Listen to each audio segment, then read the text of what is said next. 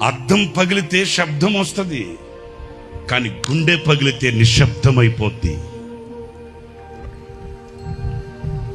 వేదన కలిగితే, బాధ కలిగితే మనసులో ఉన్న మనుషులకు చెప్పుకోగలుగుతాం, కానీ మనసులో ఉన్న మనుషులే గాయాన్ని రేపితే ఇంకెవరికి చెప్పుకుంటామండి?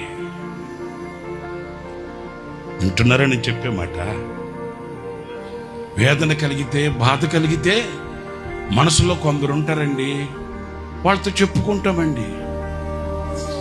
మరి ఆ మనసులో ఉన్న మనుషులే గాయపరిస్తే ఇంకెవరితో చెప్పుకుంటామేంటి?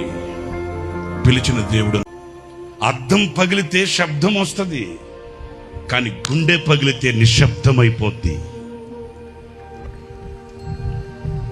వేదన కలిగితే, బాధ కలిగితే మనసులో ఉన్న మనుషులకు చెప్పుకోగలుగుతాం, కానీ మనసులో ఉన్న మనుషులే గాయాన్ని రేపితే ఇంకెవరికి చెప్పుకుంటామండి? వింటున్నారని చెప్పే మాట. వేదన కలిగితే, బాధ కలిగితే మనసులో కొందరు ఉంటారండి, వాళ్ళతో చెప్పుకుంటామండి.